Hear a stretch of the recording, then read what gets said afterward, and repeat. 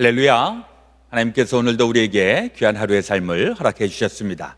오늘 사순절 특별 성회 우리 계속 참여하시고 또 하나님의 놀라우신 은혜와 또 복을 누리게 되시기를 주의 이름으로 축원합니다. 우리 다 함께 주기도문으로 기도드리겠습니다. 하늘에 계신 우리 아버지여, 이름이 거룩히 여김을 받으시오며 나라의 임하옵시며 뜻이 하늘에서 이루어진 것 같이 땅에서도 이루어지이다. 오늘날 우리에게 일용할 양식을 주옵시고 우리가 우리에게 죄 지은 자를 사하여 준 것 같이 우리의 죄를 사하여 주옵시고 우리를 시험에 들게 하지 마옵시고 다만 악에서 구하옵소서. 대개 나라와 군세와 영광이 아버지께 영원히 있사옵나이다. 아멘.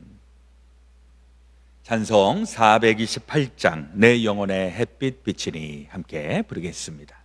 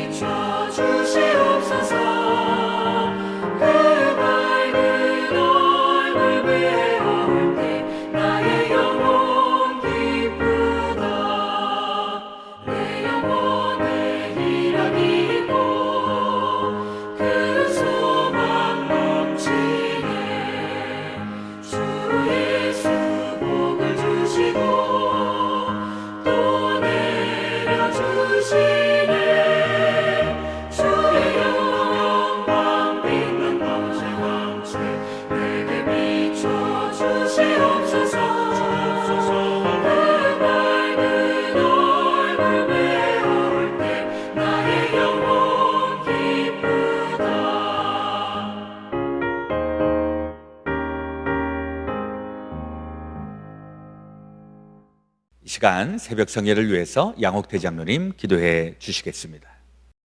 길이요 진리요 생명 되시는 하나님 아버지, 감사와 영광과 찬송과 존귀를 돌립니다. 예수님이 습관을 따라 새벽에 기도하듯이 미주 연합 감리교회 모든 성도들이 이제 습관을 따라 예수님과 같이 새벽 기도로 모였습니다. 말씀과 기도와 찬양을 통하여 이제 주님 앞에 나아가는 모든 성도들을 돌아보시옵소서. 아버지 하나님, 영적으로 이제 큰 은혜를 이제 베풀어 주셔서 아버지 하나님, 미주 연합 감리교회가 큰번 이제 새벽 성회를 통하여 하나님 앞에 크게 영광을 돌리게 해주시고 각자 주시는 하나님의 은혜에 따라 이제 영적으로 크게 변화되는 귀한 은혜의 시간들이 되게 하옵소서. 아버지 하나님, 새벽에 도와주신다고 하셔서 싸우니 새벽에 이제 기도하는 성도들에게 이제 역사해 주셔서 아버지 하나님 모든 기도의 제목을 가지고 믿음으로 기도하는 모든 종들에게 역사하여 주셔서 주님의 이름으로 이적과 기적과 표적을 경험하는 기회가 되게 해 주시옵소서. 이제 예수님께서 고난의 십자가를 이제 지시기 위하여 예루살렘 성으로 이제 입성하시는 이 종료주의를 맞이하는 이 때에 아버지 하나님 모든 성도들이 주님의 그 고난에 동참할 수 있는 이제 귀한 기간이 되게 해주시고 아버지 하나님 특별히 세우신 주의 종에 이제 귀한 말씀을 통하여 은혜를 주실 뿐만 아니라 아버지 하나님 이제 고난에 이제 동참하기 위한 이제 모든 성도들의 그 믿음의 자리 아버지 하나님 결단의 자리가 되도록 성령 하나님 역사하여 주시옵소서. 아버지 하나님 오늘도 세우신 주의 종에게 말씀을 주시고 이제 말씀을 통하여 큰 은혜를 나리어 주시옵소서. 아버지 하나님 이제 말씀을 받는 자들이 이제 하나님의 말씀으로 이제 사람의 말로 받지 않게 하옵소서. 살아계신 하나님의 능력의 말씀으로 받는 귀한 종들에게 30배, 60배, 100배의 결실하는 말씀에 큰 열매 맺는 자들 되게 하옵소서. 아버지 하나님 우리 그레이스 베델교회 모든 성도들이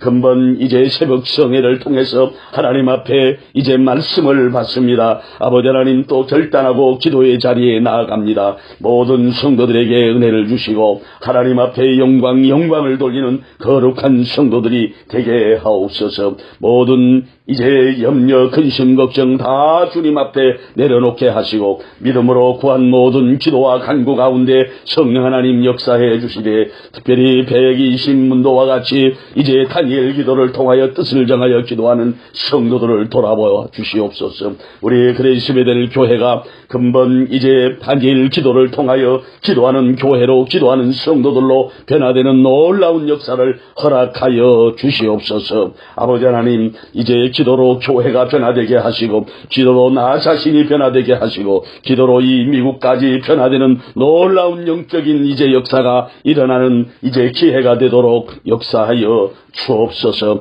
오늘도 아버지 하나님 이 새벽을 깨워주신 하나님 아버지 새벽에 예배하는 모든 성도들을 축복하여 주옵소서. 복의 근원 되게 하옵소서. 축복의 통로들로 역사하여 주옵소서. 감사드리며 우리 주 예수 그리스도 이름으로 기도하옵나이다. 아멘. 감사합니다.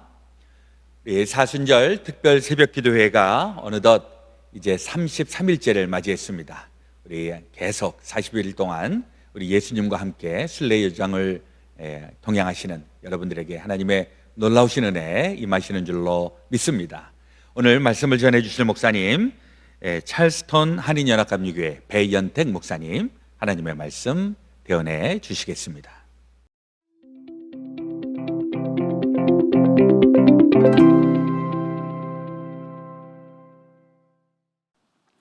(2021년) 전국 한인연합감리교회 특세 3월 26일 말씀을 전할 찰스턴 한인연합감리교회 배연택 목사입니다. 오늘 하나님께서 우리에게 주신 말씀은 이사야서 62장 1절부터 9절까지의 말씀입니다. 제가 봉독하도록 하겠습니다. 나는 시온의 의가 빛같이 예루살렘의 구원이 횃불같이 나타나도록 시온을 위하여 잠잠하지 아니하며 예루살렘을 위하여 쉬지 아니할 것인즉 이방 나라들이 내 공의를 묻 왕이 다 내 영광을 볼 것이요 너는 여호와의 입으로 정하실 새 이름으로 일컬음이 될 것이며 너는 또 여호와 손의 아름다운 관 내 하나님의 손의 왕관이 될 것이라. 다시는 너를 버림받은 자라 부르지 아니하며 다시는 내 땅을 황무지라 부르지 아니하고 오직 너를 헵시바라 하며 내 땅을 뷸라라 하리니 이는 여호와께서 너를 기뻐하실 것이며 내 땅이 결혼하는 것처럼 될 것임이라. 마치 청년이 처녀와 결혼함 같이 내 아들들이 너를 취하겠고 신랑이 신부를 기뻐함 같이 내 하나님이 너를 기뻐하시리라. 예루살렘이여 내가 너의 성벽 위에 파수꾼을 세우고 그들로 하여금 주야로 계속 잠잠하지 않게 하였느니라. 너희 여호와로 기억하시게 하는 자들아 너희는 쉬지 말며 또 여호와께서 예루살렘을 세워 세상에서 찬송을 받게 하시기까지 그로 쉬지 못하시게 하라. 여호와의 그 오른손 그 능력의 팔로 맹세하시되 내가 다시는 내 곡식을 내 원수들에게 양식으로 주지 아니하겠고 내가 수고하고 얻은 포도주를 이방인이 마시지 못하게 할 것인즉 오직 추수한 자가 그것을 먹고 나 여호와를 찬송할 것이요 거둔 자가 그것을 나의 성소 뜰에서 마시리라 하셨느니라. 아멘. 하나님 말씀입니다. 말씀을 주신 하나님께 감사를 드립니다. 이사야서 62장 1절부터 5절까지의 말씀을 보면요, 하나님의 말씀을 대언하는 이사야 선지자가 이스라엘이 구원받을 것을 확신하며 격양된 목소리로 사람들을 향해서 말하고 있는 것을 우리는 볼 수 있습니다. 이스라엘의 구원에 대한 이야기가 이 선지자에게 어느 정도로 명확하게 확실하게 그 마음 안에 새겨졌는지 가늠할 수 있는 구절이요, 62장 1절 말씀입니다. 다시 보시지요.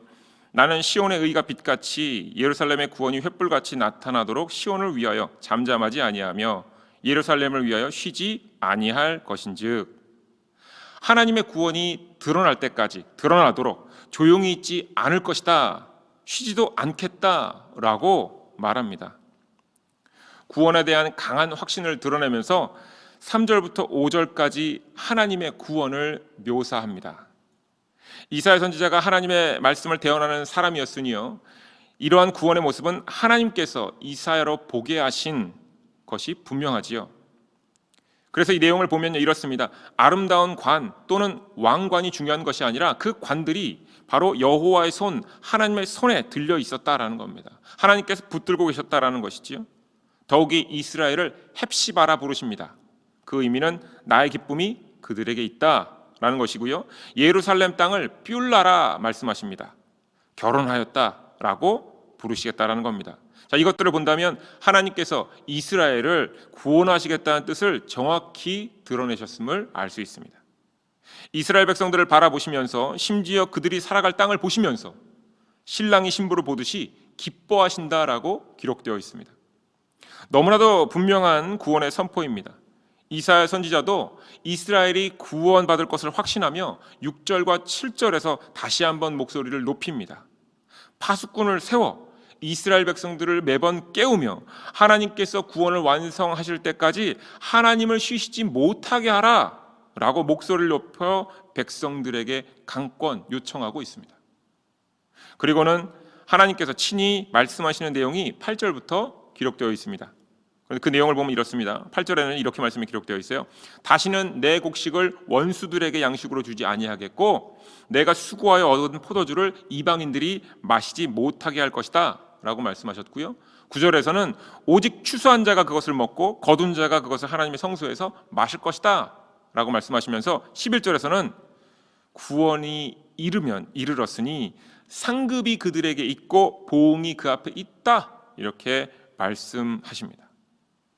자, 구원의 모습을 종합해 보면요, 여호와 하나님께서 이스라엘 백성들을 그들을 손에 붙잡으시며 백성된 권세를 회복시키시겠다라는 말씀입니다. 예루살렘 땅을 뷸라라 부르시겠다라는 의미는 아브라함과의 언약도 회복시키시겠다라는 얘기입니다. 아브라함과 맺은 언약이 모세와 백성들이 가나안에 들어가는 여정을 통해서 이루어진 것처럼 바벨론의 포로기를 광야의 생활로 인정해 주시고 이제 광야의 생활을 마치고 가나안으로 들어가던 때와 같이 바벨론 포로기를 회복시키시겠다라는 의미입니다. 땀을 흘린 만큼 먹고 마시는 삶, 즉 정의와 공의로운 삶을 살게 하시겠다라고 말씀하십니다. 이와 같은 하나님의 계획을 알게 된 이사야 선지자는 너무나도 기뻤습니다. 너무나도 기쁘니 잠잠하지 않겠다, 쉬지 않겠다, 이스라엘 백성들도 쉬지 않게 계속 24시간 깨워서 구원이 이루어질 때까지 여호와 하나님도 쉬시지 못하게 해야 한다라고까지 말하고 있는 것입니다.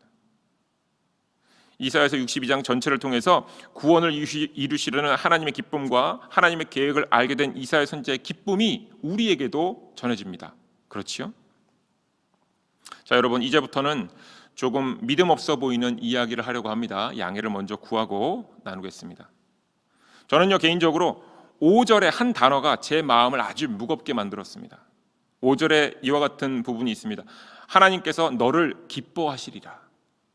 62장 내용을 보니 구원을 이루시려는 하나님도 기쁘시고요, 하나님의 뜻을 알게 된 이사야 선지자도 너무나도 기쁜 것이 분명한데 이 구절을 통해서 하나님께서 제 마음을 살피시면서 저한테 물으시는 것 같았어요. 하나님이 나도 기쁘다 말씀하시고 또한 내 마음을 아는 이사야도 기쁜데 너는 기쁘냐?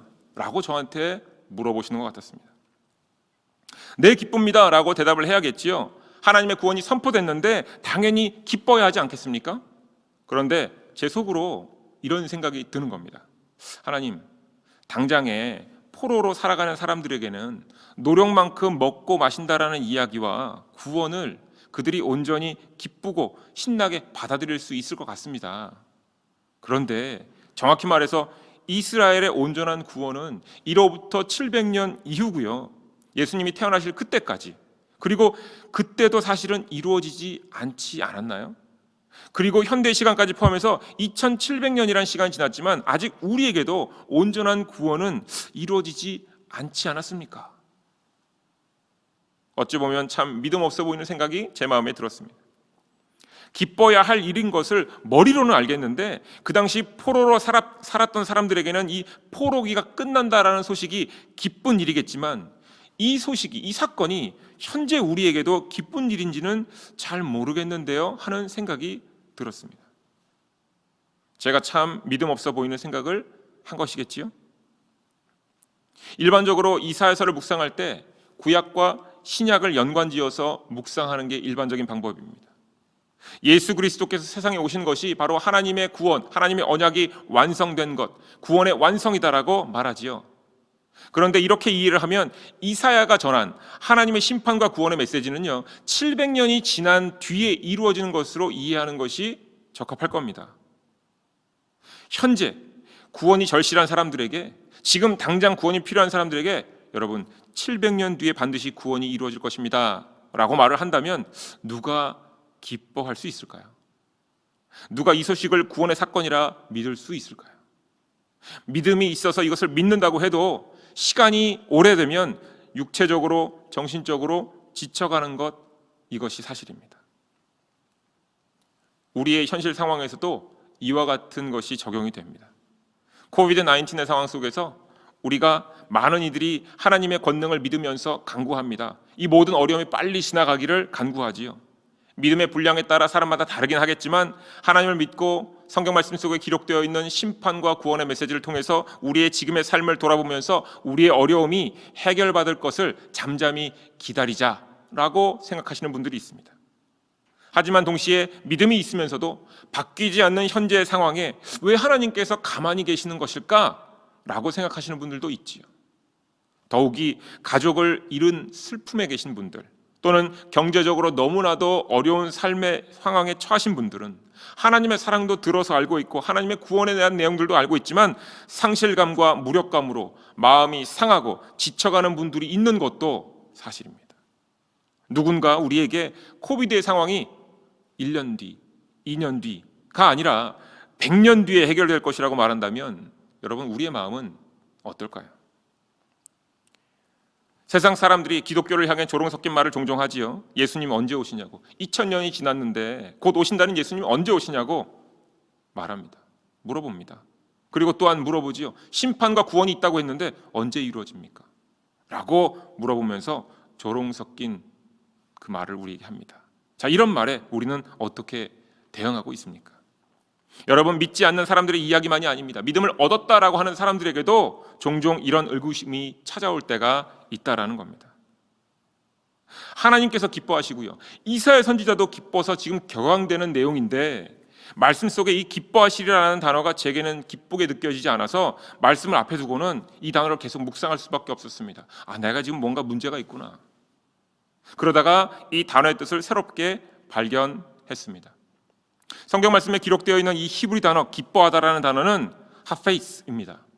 하페이스라는 이 단어는 구약에서만 71번 정도 나오는데요, 이 단어에 포함된 기본적인 뉘앙스가 있어요. 그 뉘앙스는 바로 기울다, 구부리다 이런 의미입니다.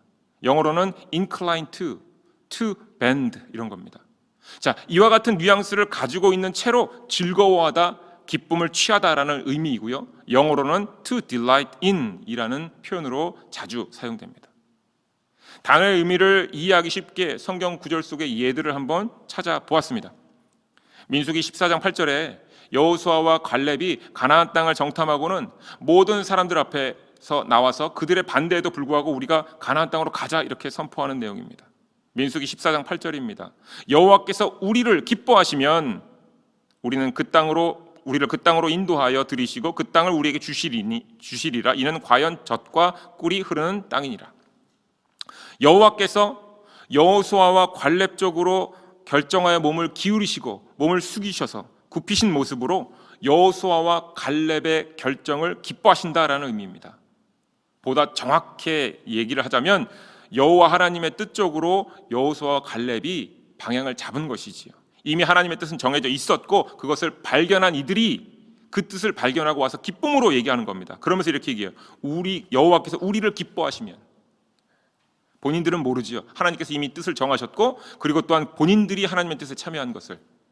그렇지만 이렇게 표현하고 있는 겁니다. 기뻐하시면, 하나님 쪽으로 몸을 기울이면, 숙이면, 이런 겁니다. 사무엘상 2장 25절입니다. 엘리 제사장이 죄를 범하고 있는 두 아들에게 권고를 하나 이 두 아들이 아버지의 말씀을 듣지 않는 상황이지요. 사무엘상 2장 25절의 말씀입니다. 후반부에 그들이 자기 아버지의 말을 듣지 아니하였으니 이는 여호와께서 그들을 죽이기로 뜻하셨습니다. 여호와께서 그들을 죽이기로 뜻하셨다, 이 뜻하셨다, 결정하셨다라는 의미가 하페이스입니다. 기뻐하다, 즐거워하다라는 의미로 사용되지 않았습니다. 그런데 같은 단어예요.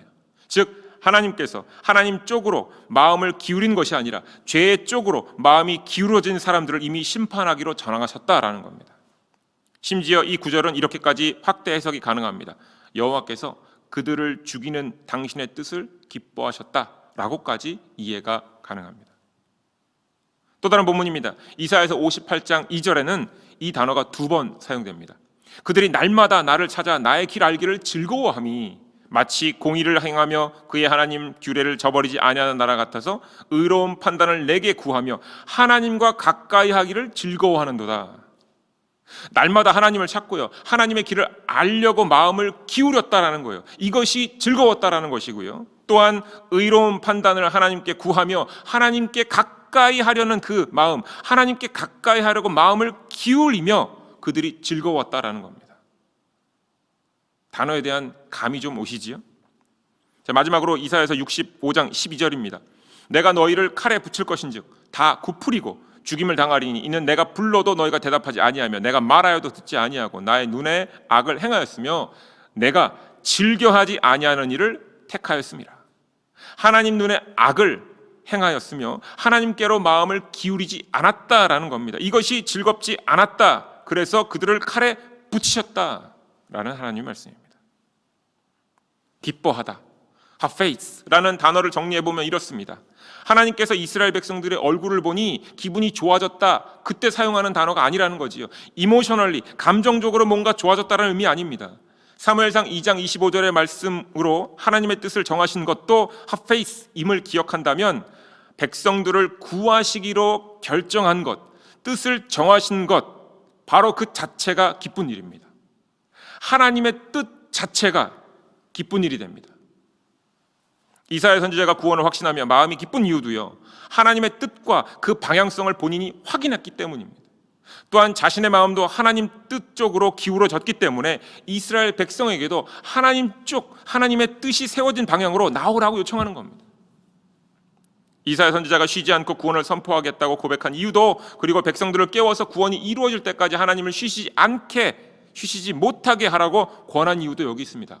하나님이 뜻을 바꾸시면 안 되니까 하나님 뜻 쪽으로 빨리 와서 계속 하나님께서 그 뜻으로 우리를 구원해 주시길 기다리라, 이런 얘기지. 하나님께서 구원하실 것이니 기뻐하라라는 결과론적인 선포가 아니라 하나님의 뜻이 세워진 것이 그 자체로 기쁘니 하나님의 뜻에 지금 동참하라라고 말한 겁니다. 자, 여기서 우리가 명확하게 정의하고 넘어가야 할 주제가 바로 등장합니다. 구원입니다. 구원은 삶의 다양한 문제들이 해결받는 것을 말하지 않습니다.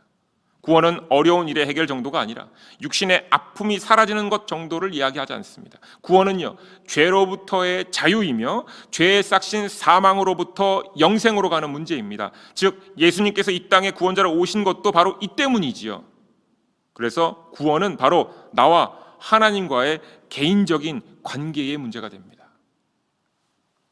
조금 더 깊이 논의하자면 죄의 문제는요, 어제의 문제가 아니고 미래의 문제가 아니고 바로 현재의 문제입니다.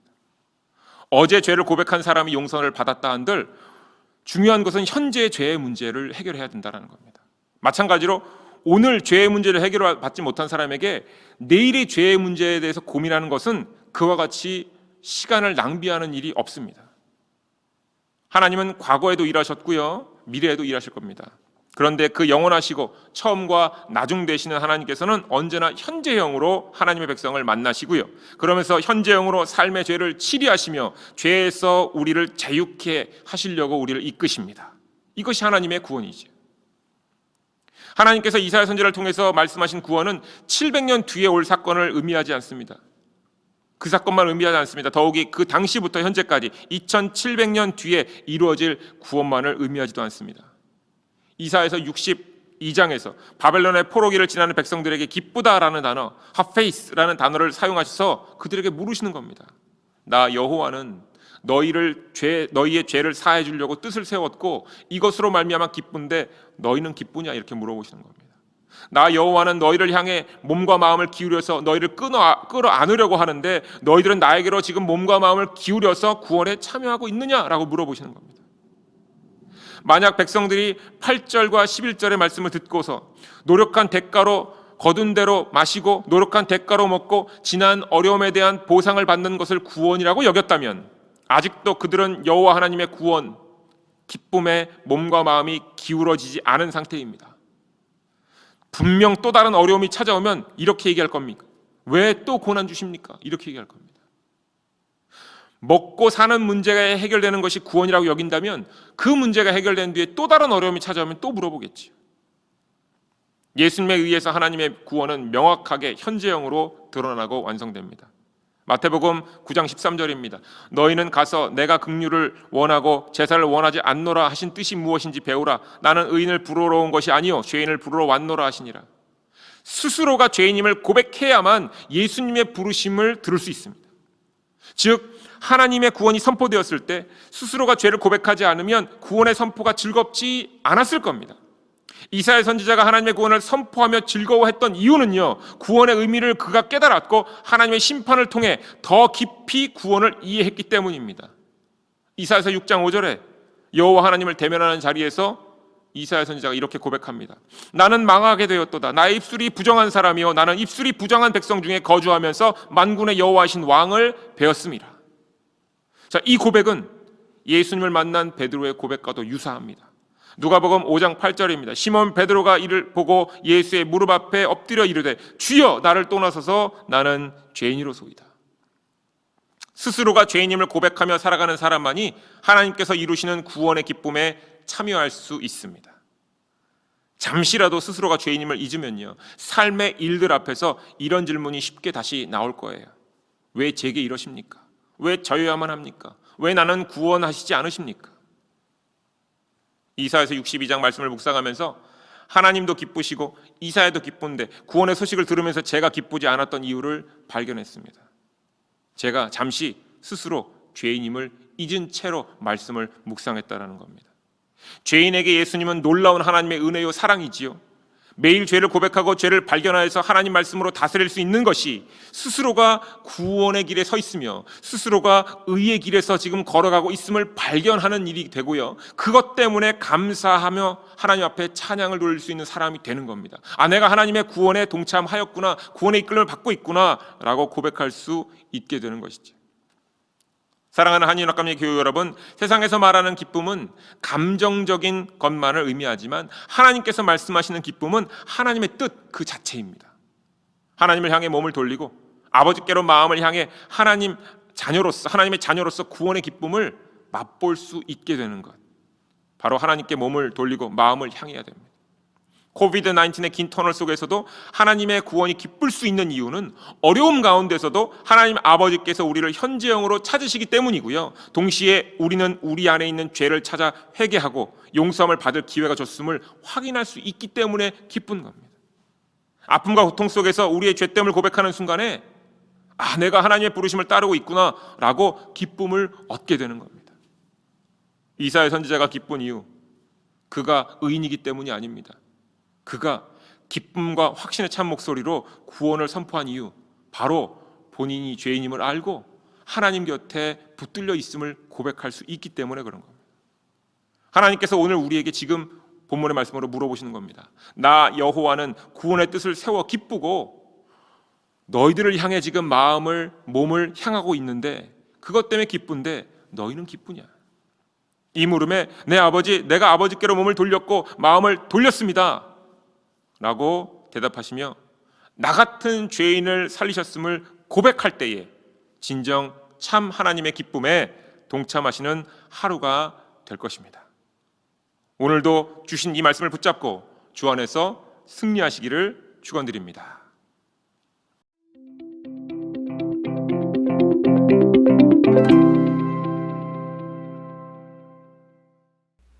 귀한 말씀 감사합니다. 오늘 우리 다니엘 기도하시는 분들, 우리 방승선 권사님, 김순화 권사님, 조승혜 권사님, 이명우 권사님, 또 혼자서 알게 모르게 기도하시는 분들, 우리 오늘도 다니엘 기도를 통해서 하나님의 놀라우신 은혜 또 체험하게 되기를 바랍니다. 또 아울러서 우리 같이 중보하면서 기도하기를 원하는 것, 우리 교회 안에 또 우리가 알고 있는 분들 가운데에 육신의 질병을 안고 있는 분들, 또 영육간에 힘겨우신 분들 마음에 품고 우리 같이 중보하면서 기도해 주시기를 바랍니다. 우리 새벽 기도회 때마다 기도하는 이 기도가 하나씩 채워져서 하나님의 놀라우신 은혜와 치유와 또 온전케 하여 주시는 그 놀라우신 복이 임하게 될 줄로 믿습니다. 자, 먼저 기도하고요, 또 우리 각자 개인 기도하시고 오늘도 주님 안에서 승리하시기를 바랍니다. 참 좋으신 우리 아버지 하나님, 오늘도 우리에게 새날 새 아침을 허락해 주시고 또 아침 시작하면서 하나님의 말씀으로 열게 하여 주시니 감사합니다. 이제 사순절 40일의 순례의 여정 가운데에 이제 30일째를 지나가면서 우리 주님의 고난의 십자가를 더욱더 깊이 묵상합니다. 우리 주님께서 우리의 모든 죄를 다 멸하시고 우리를 하나님의 나라 천국의 백성 만들기 위하여서 기꺼이 십자가를 지신 우리 주님, 그 은혜를 생각하면서 오늘도 그 은혜에 합당한 저희들 되게 하여 주옵소서. 간절히 원하옵기는 우리 가운데에 또 원치 않는 질병으로 인하여 고통과 어려움 가운데 있는 우리의 믿음의 식구들 가운데 하나님 함께 하시고, 하나님 주님께서 이 세상을 만드시고 아름답게 빚으신 것을 기억합니다.